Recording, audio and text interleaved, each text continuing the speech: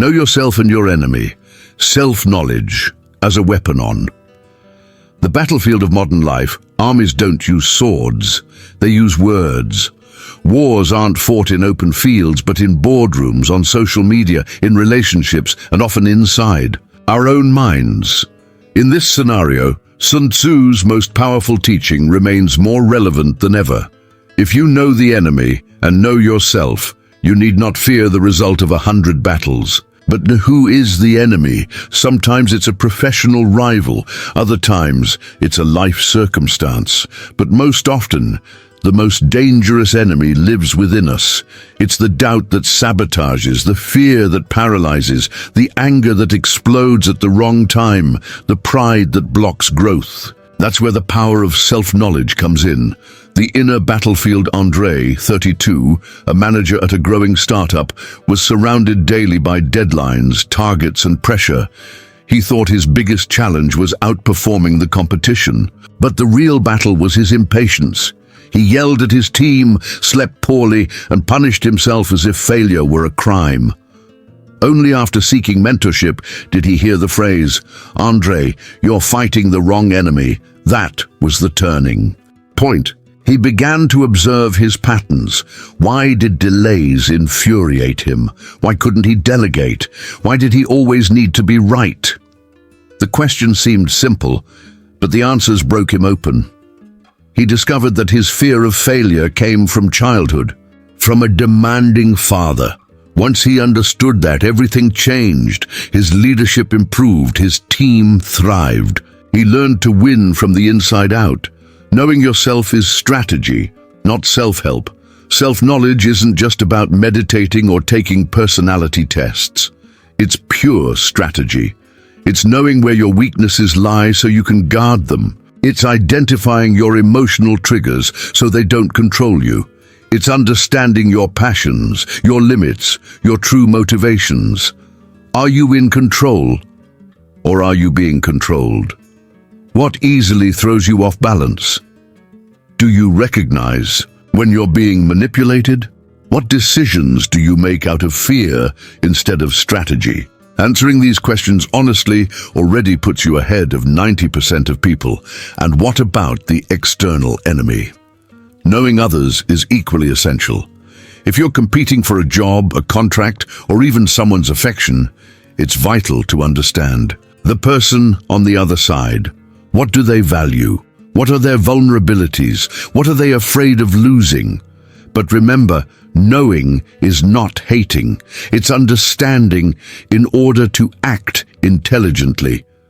A true strategist wins without hurting. They conquer through respect, not brute force. Applying it in the real world, imagine you want to start a business. Before launching any product, your first step is to deeply understand the market, your enemy.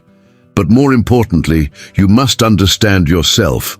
Why do you want to be an entrepreneur? Are you ready for the pressure? What's your true edge? What fears are you masking with boldness? Or in a relationship, how many arguments could be avoided if you knew exactly what you feel, why you feel it, and could communicate that clearly instead of reacting in the heat of emotion? The invisible weapon self-knowledge is a silent weapon. It won't show up on a resume, it won't make headlines, but it can turn any ordinary person into a general. Someone who knows themselves can't be easily manipulated, can't be easily deceived, can't be easily knocked down. They may fall, yes, but they rise stronger, wiser, and above all, more human. Because in the end, winning 100 external battles means nothing if you keep losing the one inside yourself every single day.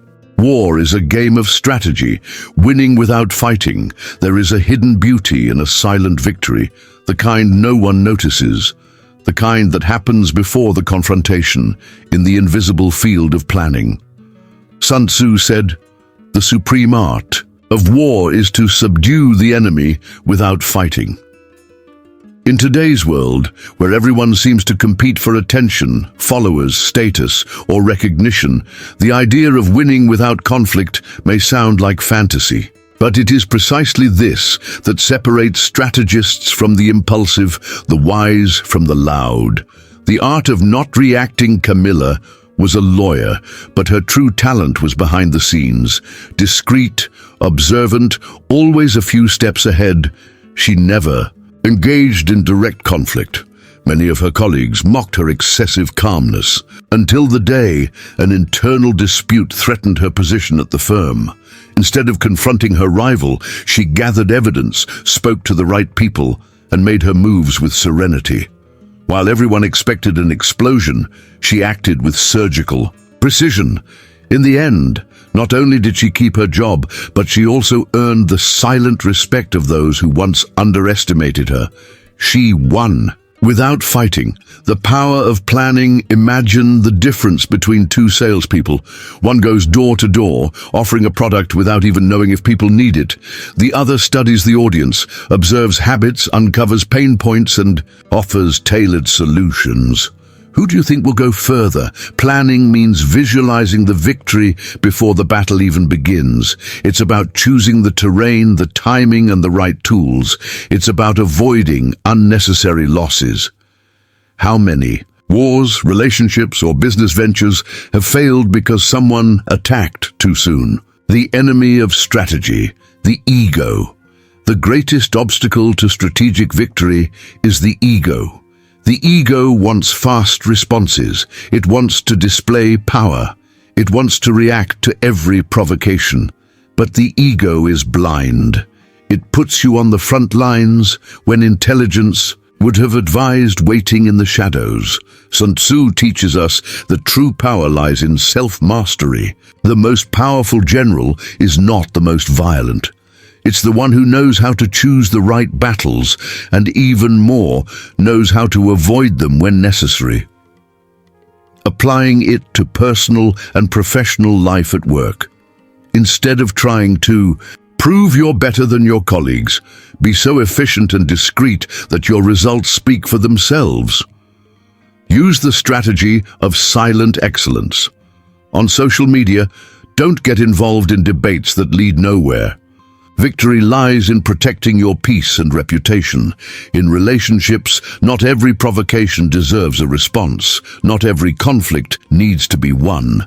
Sometimes respectful silence is your greatest weapon.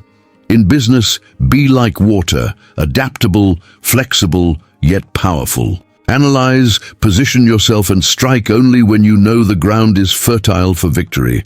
Time as an ally many lose because they rush. A true strategist knows how to wait. He doesn't move out of anxiety, but from calculation. Time is not an enemy, it's a resource. Knowing when to act is one of the most underestimated skills in modern life. Winning without fighting requires maturity. It demands patience, emotional control, and the courage to appear weak while quietly building true strength behind the scenes. Conclusion: less war, more wisdom. In the end, the most enduring victories are those that conserve energy, avoid harm, and build bridges. In a world where everyone is ready to react, those who know how to pause and reflect gain the upper hand. Silence can be more powerful than shouting, and waiting can be more destructive than striking. Winning without fighting is not cowardice, it's mastery. Planning is power. Anticipate the moves Sun Tzu taught. Victory belongs to the one who anticipates his opponent, waiting for him on the battlefield. We live in an era where everything feels urgent. People act on impulse, make decisions in the heat of the moment, and react without thinking. But true masters of strategy don't move in haste. They prepare the path, calculate risks, and consider every possible scenario before taking the first step. In the chessboard of life, those who plan are always 3 moves ahead. The case of Raphael. The executive who saw beyond Raphael, 40, was a product manager at a major tech company. For years, he had studied not only competitors' products, but also market behavior patterns, trend cycles, and even the common mistakes made in past launches. When his team began developing a new software, Raphael already had a detailed plan. He knew exactly when to launch, how to adapt it for different audiences, and which influencers to partner with for promotion. While others scrambled to handle surprises, Raphael calmly followed what he had already foreseen. Not because he was a fortune teller, but because he had prepared in advance for various outcomes. In the end, his product achieved the best performance in the company's history. It wasn't luck. It was strategy. Planning is an act of respect for your time, your money, your energy. Those who plan avoid waste. While many are busy putting out fires, strategists make sure the fire never starts. Planning doesn't mean trying to control everything. That's impossible. It means having clarity about where you want to go and understanding which paths can take you there. The 3 stages of a powerful plan. Clear vision of the goal. What exactly do you want? Career growth, more income, a healthier relationship? Without clarity of destination, any road might seem right, and that's dangerous. Analysis of the terrain. What's around you? What are the risks? What resources do you have? Who can support you? The environment directly influences how you should move. Preparation for obstacles. Every path has challenges. Plan for failure. Dude, that's not pessimism. It's intelligence. Great strategists don't panic when things go wrong. They already had a plan B the world rewards. The prepared most people act only when something happens. Strategists, on the other hand, create what will happen. They don't wait for opportunities.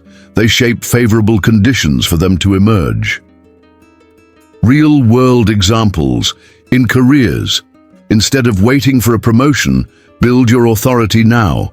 Take courses, build a network, deliver visible results. In finances, budget, create an emergency fund, invest slowly and wisely. The difference between financial freedom and financial slavery lies in planning. In health, those who plan to take care of their nutrition, sleep, body, and mind prevent illnesses that only surface years later. The mistake of relying solely on talent. Many rely on their talent, intelligence, or charisma. But talent without direction is like an arrow without a target. What's the use of running fast if you don't know where you're going? Sun Tzu understood that in any war, the most dangerous soldiers were not the strongest, but the most prepared. The same applies to life. The patience of those who know what they're doing. Planning requires a rare patience nowadays. While the hasty chase quick results, strategists sow calmly. They know that planting correctly matters more than harvesting quickly, and when the harvest comes, it's abundant, secure, and long-lasting. Conclusion. The map. Before the road, before starting anything, a project, a relationship, an investment.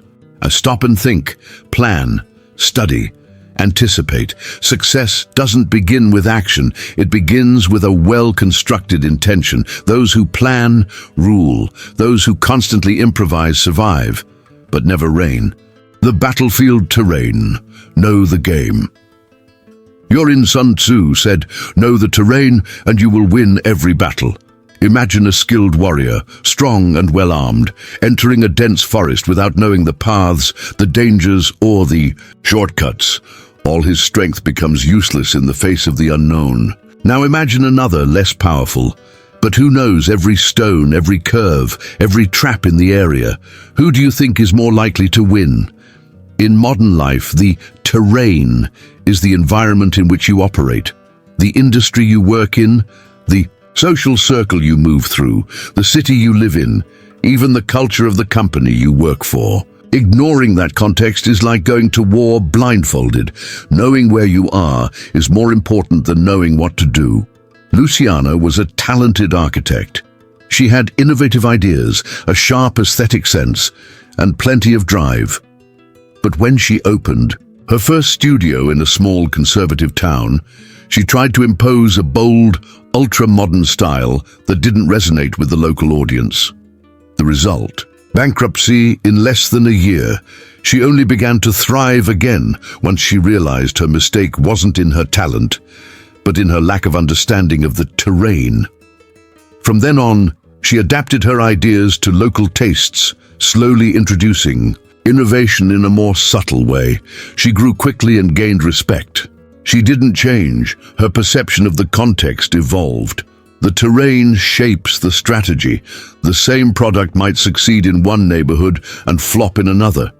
The same behavior can be seen as leadership in one setting and arrogance in another. The same content can go viral on one social media platform and be ignored on another. The secret? Know the game. What is the culture of the company you work for? What's the style of the clients you serve? How does your audience think and behave? What are the social codes of the environment you live in?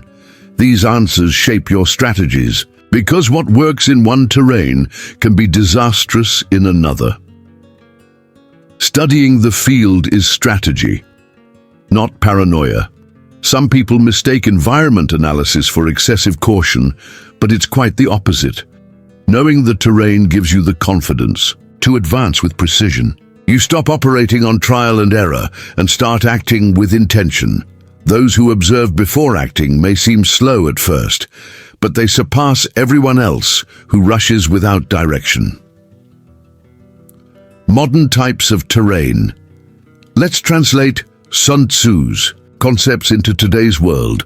Digital terrain, social media, content platforms, algorithms. Each one requires a unique approach. Those who ignore this simply disappear.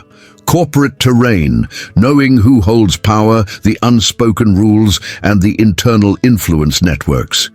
Being good is not enough. You must understand the inner politics. Emotional terrain. Every person has a map, a way of feeling, reacting, interpreting. Understanding the emotional blueprint of those around you is key to avoiding unnecessary conflict. Economic terrain. Understanding the current state of the market, finances, and opportunities. There are times to advance and times to retreat. Only those who understand the terrain know the difference. The mistake of ignoring the environment. Many projects fail for one simple reason. They were built in a vacuum. Without considering the audience, the timing, the culture, or the available resources. The idea may be brilliant, but execution collapses without context. The victorious general studies the field before even drawing the plan. The same goes for entrepreneurs, artists, leaders. All must do the same. Adapting is not betraying your essence. Some believe adapting to the terrain means selling out. But it's actually the opposite. It's using your essence in the most effective way. A river doesn't stop being a river because it changes form as it flows. It simply finds the best path. You are still yourself. You've just learned how to express yourself more strategically. Conclusion: the master observes before he acts. Before taking any step, observe. Before arguing, understand the other person's emotional state. Before investing, study the market. Before creating, understand who you're creating for. Those who know the terrain are never caught off guard. They're not stronger, just more aware, and because of that, they win without needing to prove anything. Leadership and discipline. Leading with emotional intelligence. Sun Tzu taught a leader must be calm, upright, courageous, and strictly disciplined. But he also said that a general who neglects his troops leads the army to destruction. In today's world, leaders don't wear armor. They shape destinies. They're at the helm of companies, families, projects, ideas, and many are sinking not due to a lack of technical knowledge, but because they lack emotional intelligence. The myth of the infallible leader. For a long time, leadership was mistaken for dominance. The image of the angry boss, authoritarian and distant, was seen as synonymous with power. But times have changed, and so has the art of leading. Today, leadership demands sensitivity. Discipline, yes, but also empathy. Clear goals, but also emotional connection. Those who lead with only shouting may control for a while, but they never truly inspire. Roberto's story, from control to respect. Roberto was a director at a logistics company, efficient, brilliant, and feared. His team delivered results, but worked under constant pressure. Little by little, the most talented people left. The atmosphere turned tense. Even with goals being met, something was broken. During a leadership training, he heard, "You command like a soldier, but you forgot to be human." That phrase hit him hard. He began studying emotional intelligence, listened to feedback with humility, and started leading with presence, not just authority. The transformation was slow, but powerful. Fear gave way to respect. Productivity soared, and for the first time, the workplace felt light. He learned that leading with discipline is important, but leading with balance is essential. The discipline that sustains. Sun Tzu saw discipline as the backbone of any army. Without it, even the strongest soldiers fall apart. In today's world, discipline is what keeps focus intact amid chaos. Emotional discipline, not reacting impulsively. Routine discipline, staying consistent, even without motivation. Strategic discipline, following the plan despite distractions. But discipline shouldn't be a prison. It should be a bridge between what you want and what you must do to achieve it. The power of emotional intelligence. Leadership is not about giving orders. It's about guiding. A leader with emotional intelligence senses the mood of the team, knows when to push and when to listen, creates psychological safety for others to grow, admits mistakes when necessary, inspires rather than oppresses. These qualities don't weaken authority. They amplify a leader's impact. Because people don't just follow orders, they follow examples. Leadership starts with you. You don't need a title to be a leader. Leadership is influence, not position. A parent leads a family. A friend leads with advice. A content creator leads through what they share. An employee leads by example within the team. And above all, you lead yourself. If there's no inner discipline, there's little chance of commanding outer respect. The danger of losing control. A leader who can't control their emotions may become their army's greatest saboteur. A burst of anger can destroy trust. A rash decision can ruin an entire project. Silence at the wrong time can create lasting resentment. That's why leadership begins with self-awareness. Knowing your emotional triggers, learning to breathe before reacting, choosing words carefully. That's emotional strategy. Conclusion. The general who inspires wins without shedding blood. Sun Tzu didn't see the leader as a tyrant, but as a guide. Someone who inspires order through clarity, who commands with wisdom, and who corrects firmly, but without harm. In real life, the true leader transforms a group into an army, not through fear, but through trust. Discipline is what organizes. Emotional intelligence is what sustains. Together, they forge an unstoppable leader. Competitive advantage. Finding opportunity amid chaos. Sun Tzu once declared, "In the midst of chaos, there is also opportunity." That phrase has echoed through the centuries like a beam of truth. In times of crisis, while most panic, the strategists see more clearly. Where others see confusion, they see openings. Where many retreat, they advance. It's not luck, it's vision, it's strategy. It's the understanding that chaos, no matter how terrifying, weakens the unprepared and reveals the strong. A line story. Thriving in a crisis, Aline was a neighborhood hairdresser with a small salon. When the pandemic hit, she had to shut her doors.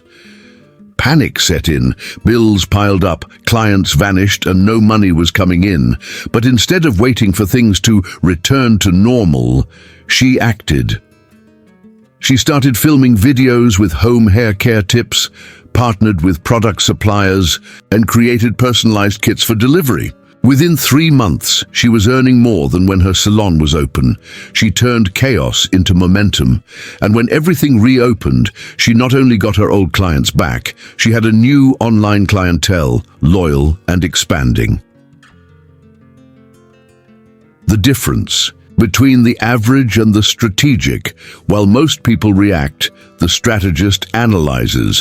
When everyone talks about crisis, the strategist thinks about reinvention. They're not immune to fear, pain, or loss, but they're fueled by something greater: purpose. Chaos tests. It exposes weaknesses. It breaks those who are unprepared. But it also opens the door to new ideas, unexpected solutions, and bold moves. Why chaos creates opportunity. It breaks the status quo. Old patterns stop working. That creates space for fresh thinking. It reduces competition. Many freeze, retreat, or panic. Those who stay focused stand out. It reveals urgent needs. During crises, new pain points appear. Those who offer quick, effective solutions rise. It creates room for innovation. When the familiar fails, the new takes center stage. Seeing like a strategist. Imagine you're in the middle of a storm. Most people run blindly. The strategist? They watch the wind, study the clouds, find shelter, or even use the current to move faster. Competitive advantage comes from this mindset. When your industry slows down, it's time to study what others ignore. When everyone's shouting, it's time to listen. When everything seems chaotic, it's time to look deeper, because hidden in the wreckage is the opportunity that can change everything. The anti-fragile mindset. There's something beyond resilience. Anti-fragility, a concept from Nassim Taleb. It's the idea that some things don't just resist chaos, they grow stronger because of it. That's the true strategist. They use setbacks to rise, losses to learn, pauses to gather strength. When they return to the game, they're more powerful than ever. Modern-day examples. In technology, startups like Airbnb and Uber were born during global crises.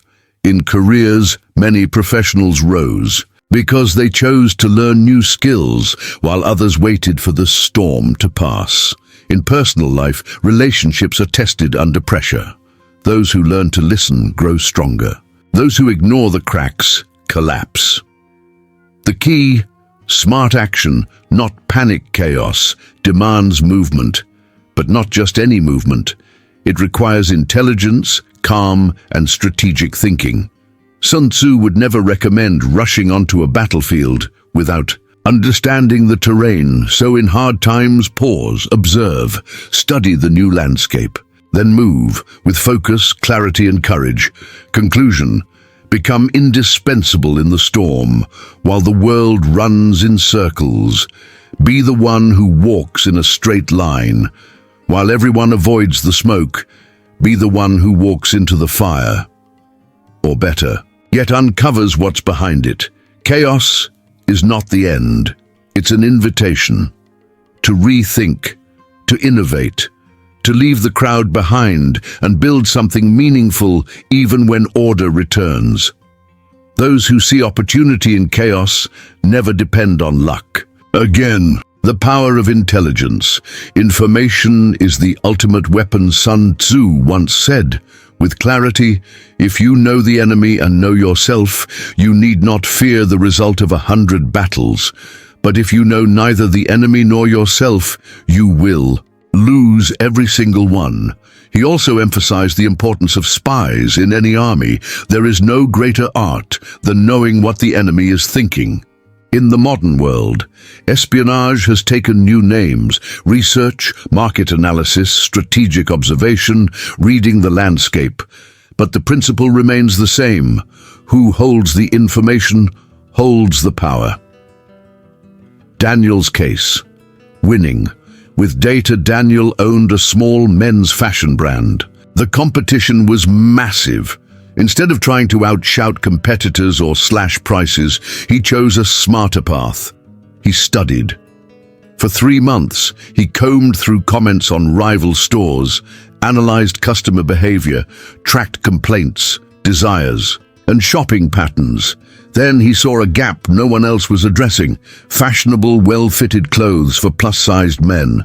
He launched a line focused solely on that audience: modern cuts, clean lines, style without compromise. Within 6 months, his revenue doubled. He didn't guess. He read the signs. He spied strategically, ethically, and intelligently. The new art of espionage. Modern intelligence work doesn't require disguises or hidden devices, but it demands deep attention, something increasingly rare today. Listen to your audience's feedback, read between the lines of your competitors' posts, watch trends before they explode, analyze patterns. Consumption, behavior, communication. Most people talk, strategists observe. Valuable information.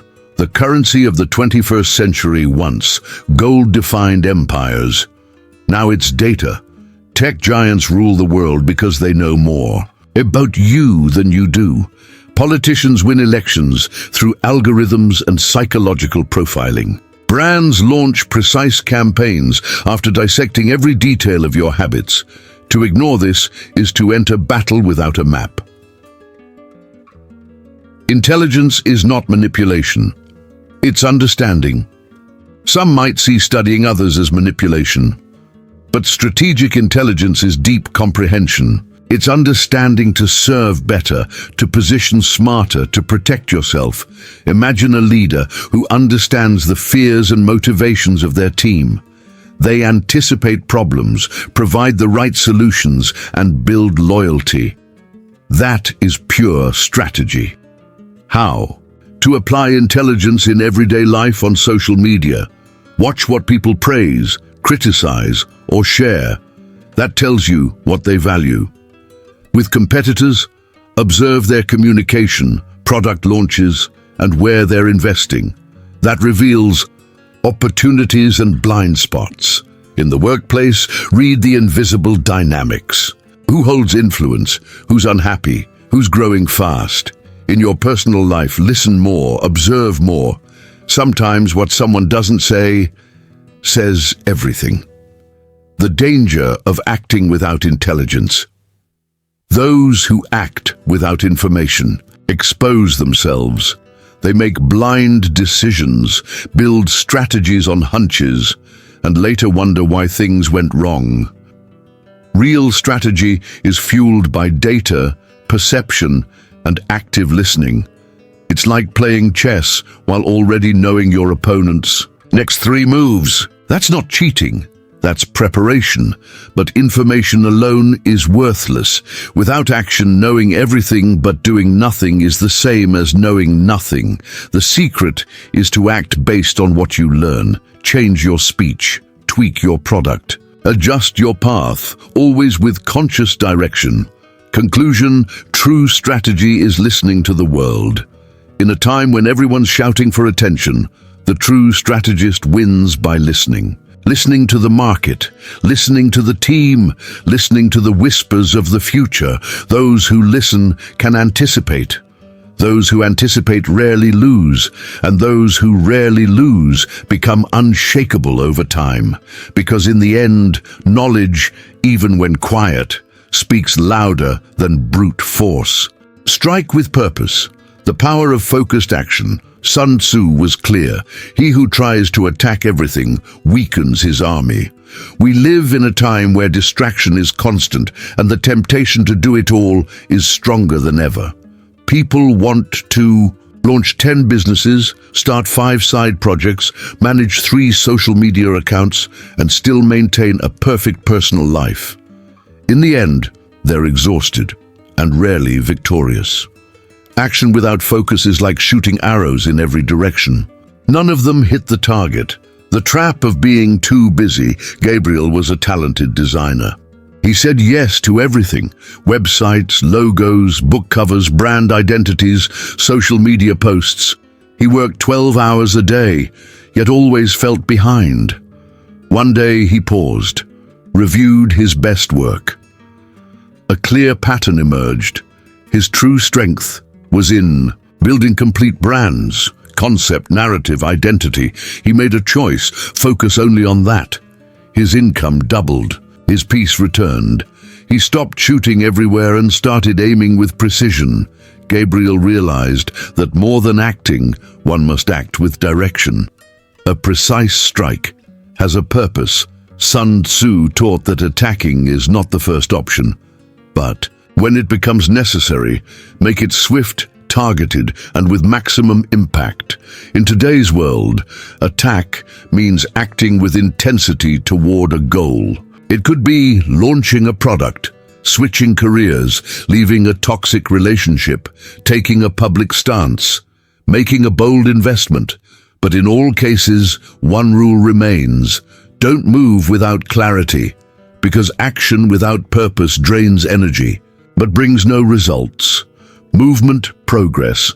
Not every movement is progress. Sometimes we're just spinning in place. It may feel like we're advancing, but we're simply staying busy. Strategic action is different. It's like wielding a sharp sword. One clean cut is more powerful than 1,000 aimless swings. Before acting, ask yourself, does this bring me closer to my true goal? Am I striking the right target or avoiding what's uncomfortable? Is this action bringing real return or just a false sense of productivity? The discipline of focus means saying no, even to good opportunities. If they don't align with your mission, that takes courage. Courage to not please everyone. Courage to stick to your path when others chase distractions. Courage to remain still when the world screams for action. Sun Tzu knew the victorious army is the one that concentrates strength at a decisive point, not the one that scatters trying to win every front. Timing matters. True strategic action isn't just what you do, it's when you do it. The right idea at the wrong time fails. A small move at the perfect moment, it can shift everything. Time and focus are siblings. Master them and you move like a grandmaster. Real-world examples of focused action. Apple doesn't try to serve every customer profile. It focuses, simplifies, executes with precision. That's its power. Elite athletes don't train every sport. They choose one and go deep. Focus is what makes them champions. Financially successful people don't invest in everything. They study, choose, stay consistent. Conclusion: one strike can win the battle. In a world addicted to excess, true victory belongs to those who fight fewer battles, but win them completely. Be precise, be intentional. Above all, be loyal to your purpose, because success doesn't belong to those who do the most. It belongs to those who do what matters most. Time is your ally. Wait for the right moment. Sun Tzu once wrote, "He who rushes into battle without understanding the enemy will surely be defeated." In the art of war and of life, time is not the enemy, it's strategy. We live in an age of anxiety where everything must be done yesterday. People crave instant results, immediate answers, quick wins. But the masters of strategy know, he who masters time masters the game. The power of active waiting. Waiting does not mean doing nothing. Wise waiting is action without haste. It's preparing while the environment matures. It's inner movement, while the external world isn't ready yet. Think of the Chinese bamboo. It spends years growing downward, building strong roots. When it finally breaks through the surface, it grows meters in mere weeks. The rapid growth is only possible because of the invisible preparation. Leticia's story, Time as a Silent Partner. Leticia was a brilliant copywriter who dreamed of writing a book, but she knew she lacked the depth of life experience to truly touch people's hearts. Instead of publishing in a rush, she chose to wait, but never stood still. She wrote short stories, studied human behavior, explored narrative structures, and honed her perception of the world. Time passed, and when she finally launched her first book, it was an instant success. People said, "You write with soul." But she knew the secret. It wasn't just soul, it was maturation. She hadn't just had a good idea. She waited until the idea was ready to become truth. Nature never gets timing wrong in nature.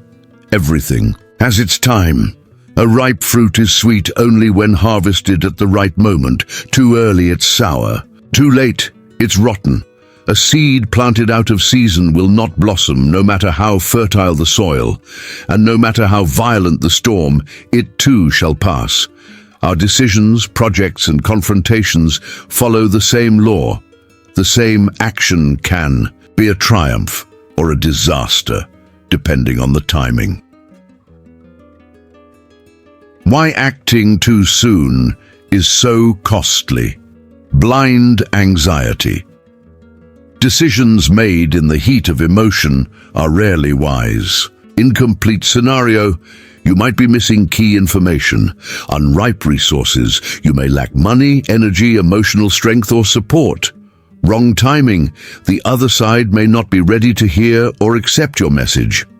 That's why waiting isn't weakness, it's emotional intelligence, it's energy preservation, it's precision preparation for the right strike at the right time. The strategist's inner clock. The strategist lives by an inner clock. They observe, read the signs, understand the rhythms. While others panic, they plan.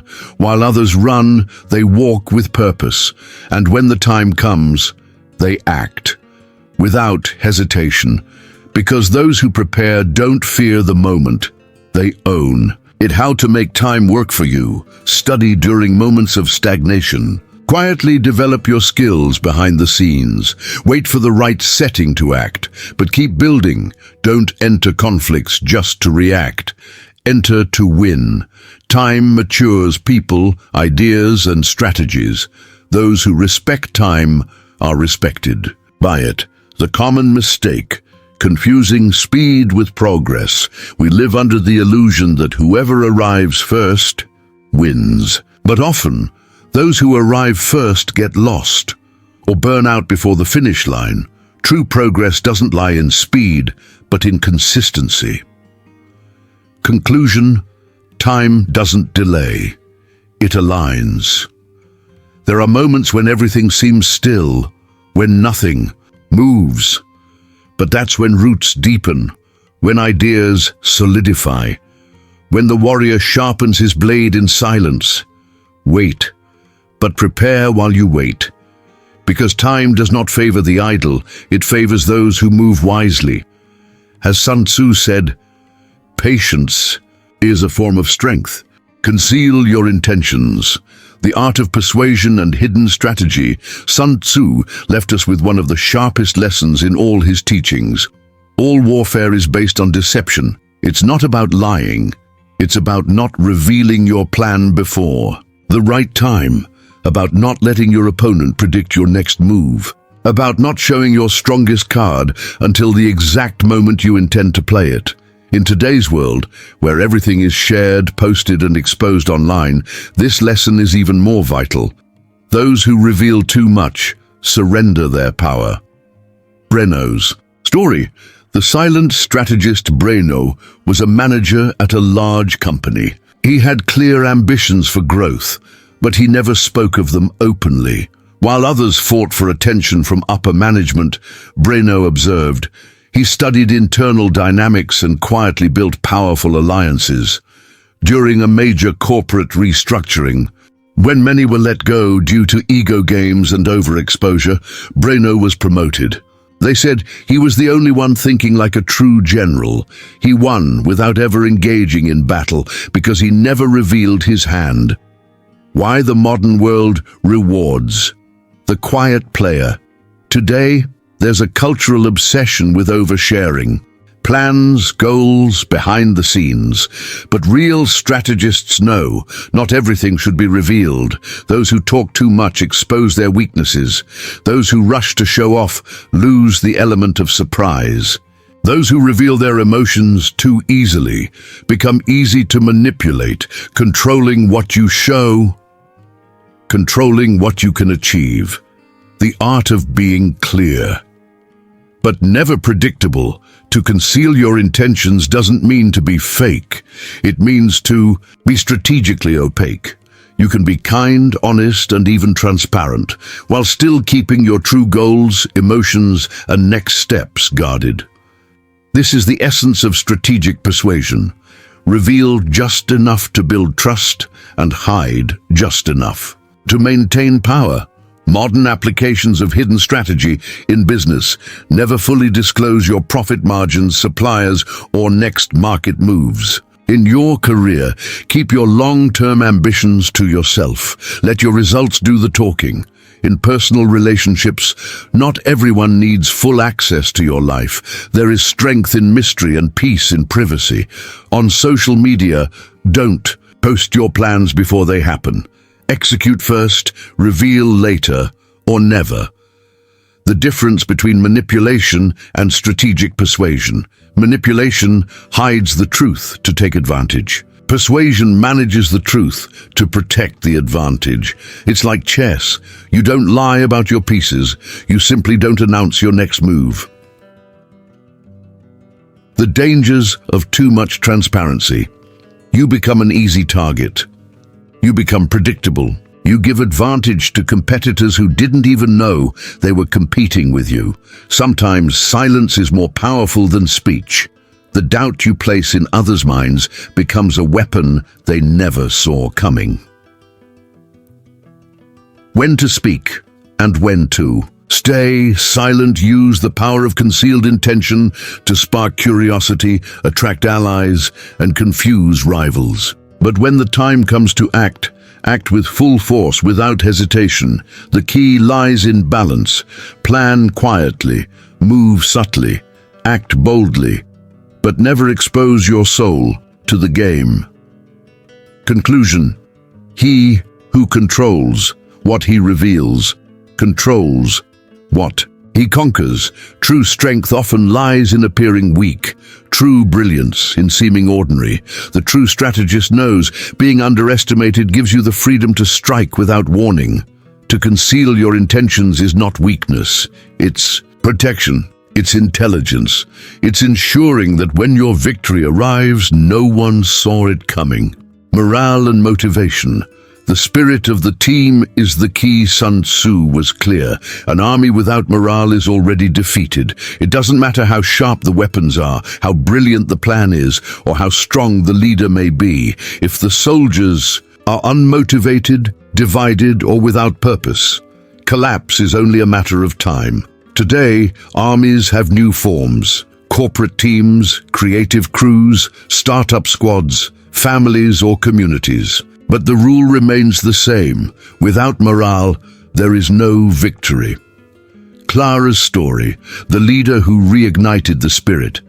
Clara took over a team in crisis. Productivity was low, internal conflicts were constant, and everyone seemed exhausted. She knew that imposing new goals wouldn't solve anything. The problem wasn't technical, it was emotional. So she did something unusual. Before any process changes, she spent weeks talking to each team member one-on-one. She wanted to understand their pain, frustrations, and dreams.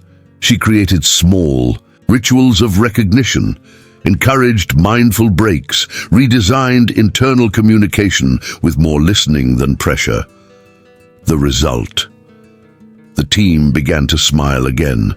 Productivity soared. Most importantly, they became a true unit. Morale is not demanded. It's built. Motivation can't be forced, but it can and must be cultivated. When a team believes in the mission, feels seen and heard, and knows they're part of something, bigger performance rises naturally. Engaged people make fewer mistakes, create more support each other, stay during tough times. The true fuel of a team, it's not salary, not bonuses. It's shared purpose, the sense that what they do matters, and that no one is alone in the journey. Sun Tzu led entire armies on honor, loyalty, and purpose. Today, these same values fuel the world's most resilient companies, movements, and missions. How to build morale in any group. Clarify the mission. People must know why they're doing what they do. Recognize contributions. Sincere, small praises create big impact. Show empathy. A good leader sees the human behind the role. Communicate honestly. Nothing kills morale faster than empty promises or manipulation. Give autonomy. Trust creates pride and accountability. Correct with fairness. Discipline must walk hand in hand with respect. When morale cracks, when morale fades, the team weakens.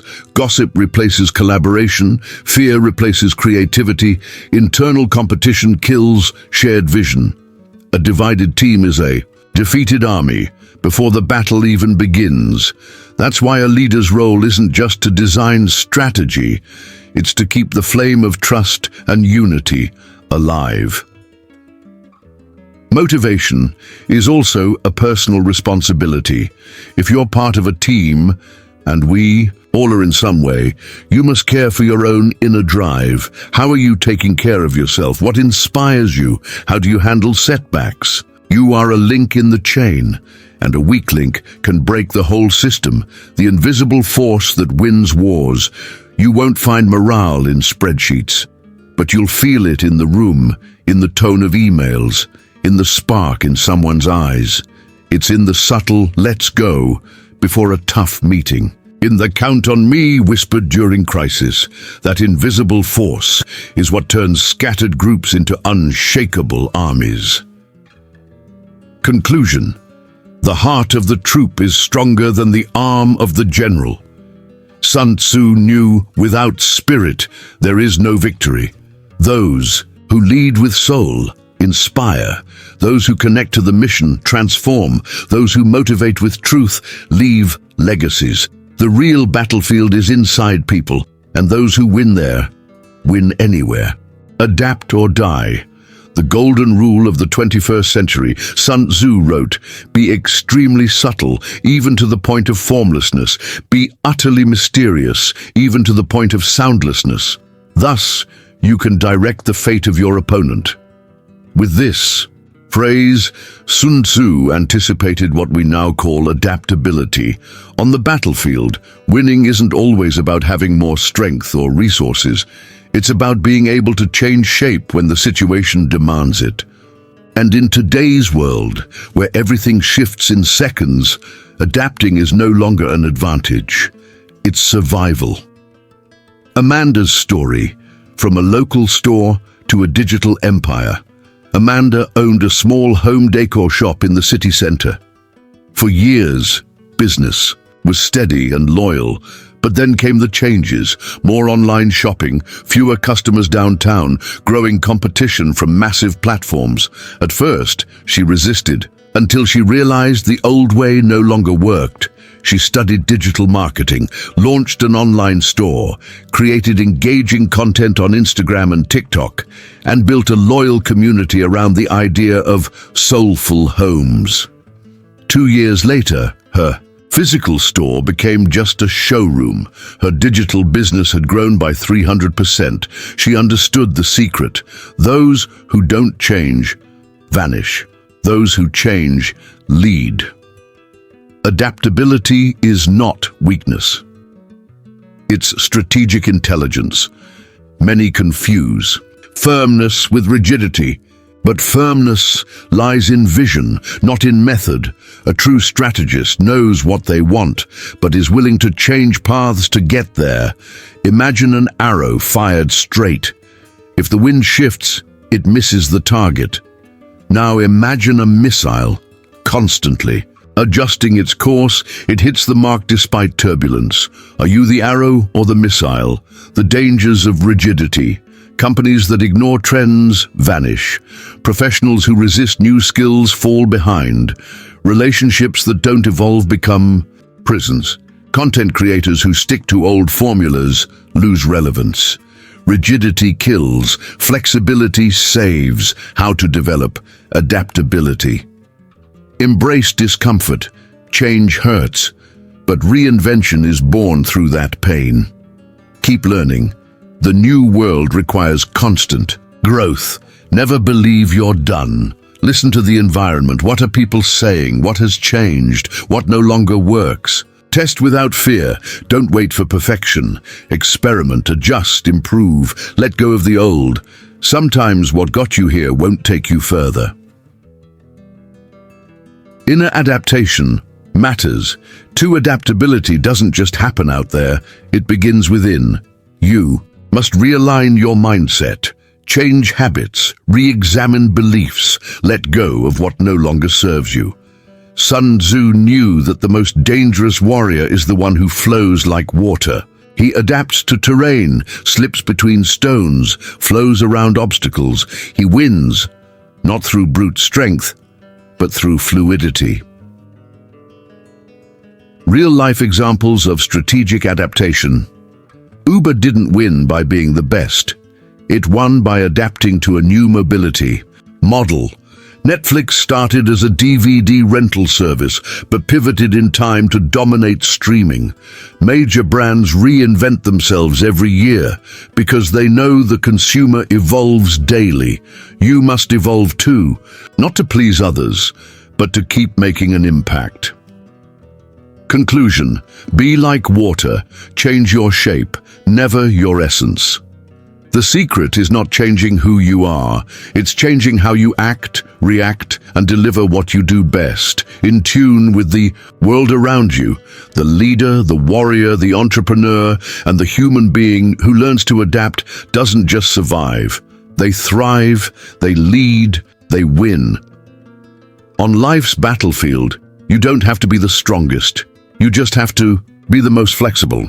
Master the art of strategic withdrawal. Sun Tzu once said, "Avoiding useless battles is the mark of a true general." In our modern culture, we're taught that quitting is weakness, that retreating means defeat, that stopping equals failure. But Sun Tzu, the ancient strategist, thought differently.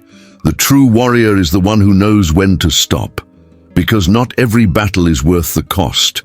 Not every victory is worth the burnout. Not every persistence leads to growth. Sergio's story, when stepping back, was the biggest step forward. Sergio owned a small artisan restaurant in a neighborhood slowly being overrun by big chains. No matter how hard he fought, profits kept falling. He sank into debt, sacrificed family time, and lost his spark. But he refused to close. He feared failing. One day, exhausted, he made the bold choice. He closed the restaurant and began consulting for aspiring chefs. Within months, he was earning more, with less effort, and finally, he felt alive again. He understood something vital.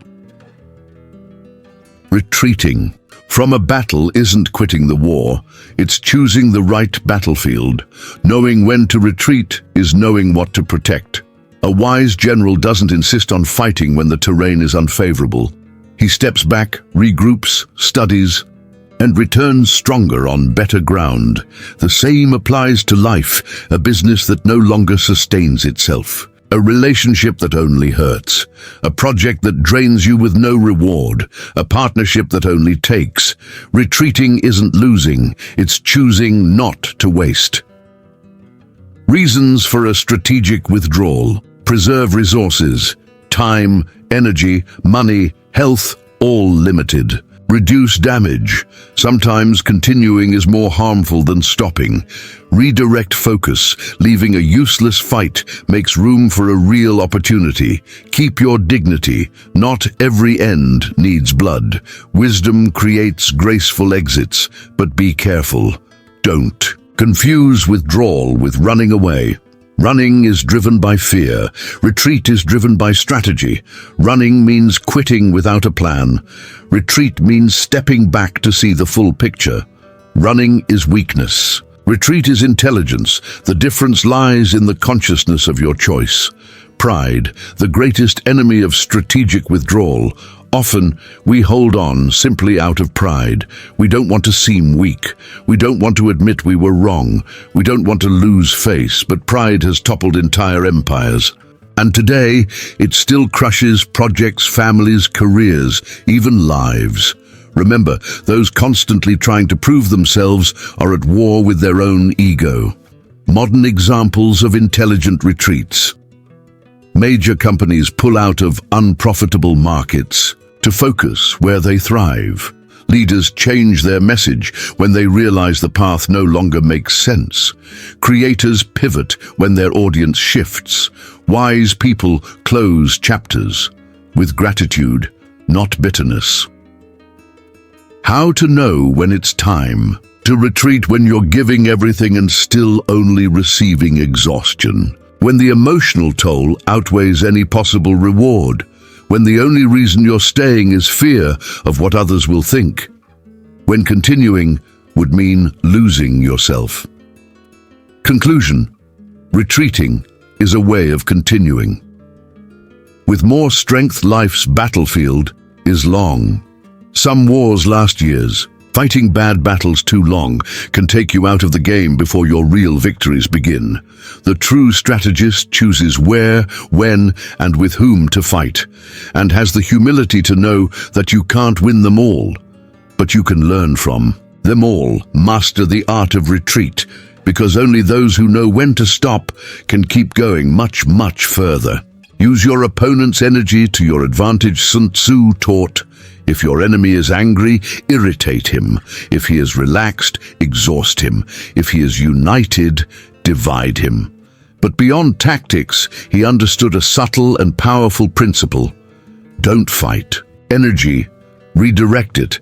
This is the wisdom of using your enemy's own force to win with minimal effort.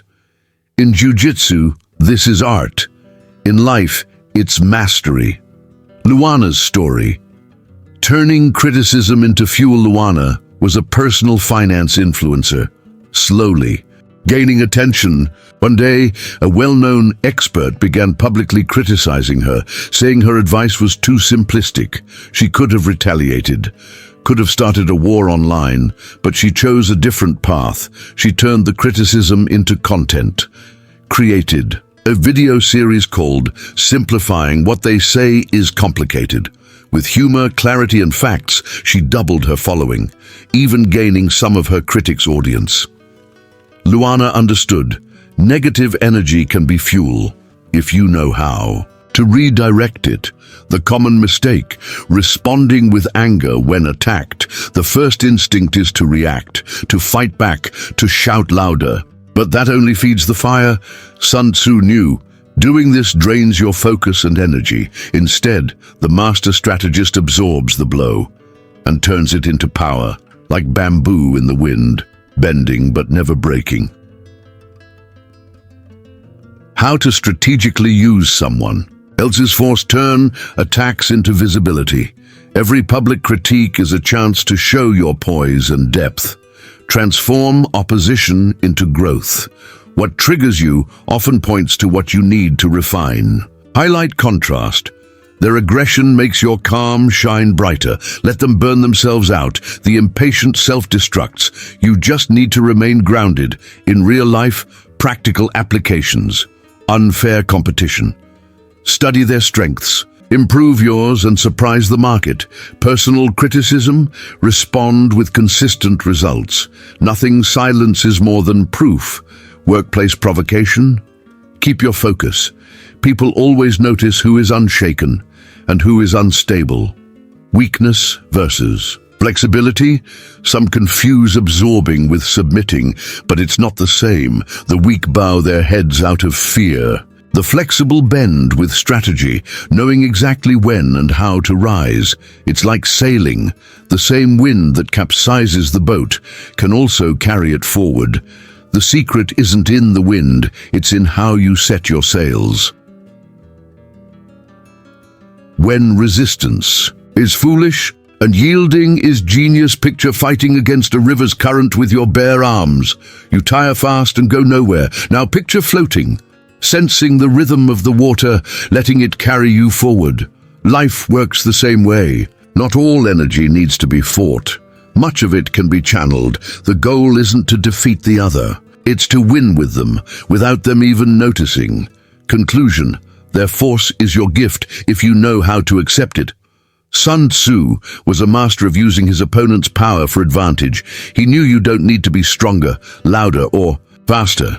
You just need to be smarter.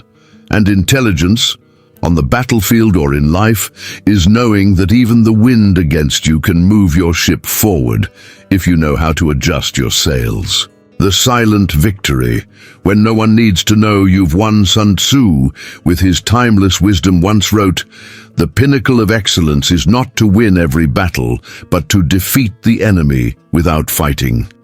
But perhaps he could have gone further. The true peak of victory is when you win, and no one even knows. We live in an age of exposure, where achievements become posts, where success needs likes, where victory only seems real when it's celebrated publicly. But a true strategist doesn't play for applause, he plays for results. Marcos's story, victory. Without the spotlight, Marcos was a brilliant programmer, but low profile. While his colleagues posted every line of code on social media, he preferred silence. One day, a major crisis hit. A critical database had been corrupted. No promises, no show. He spent 2 days immersed in code. He restored everything, saved millions, and even uncovered future vulnerabilities. The directors called him in, offered him a leadership position. He smiled, accepted, and went back to work. No post, no celebration, just results. Marcos won, and the world never knew the maturity of inner victory. The silent victory doesn't seek validation. It doesn't need recognition, because your peace, your evolution, your freedom are the prize.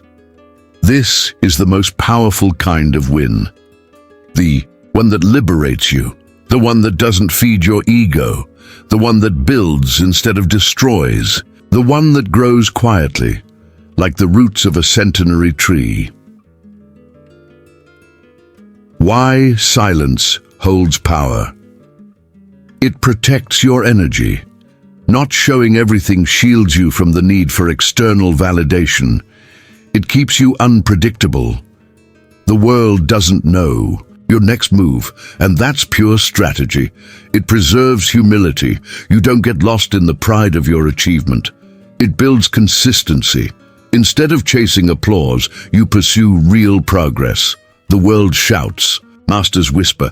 While most people chase recognition, true leaders chase results, and solid results remain, even after the noise fades.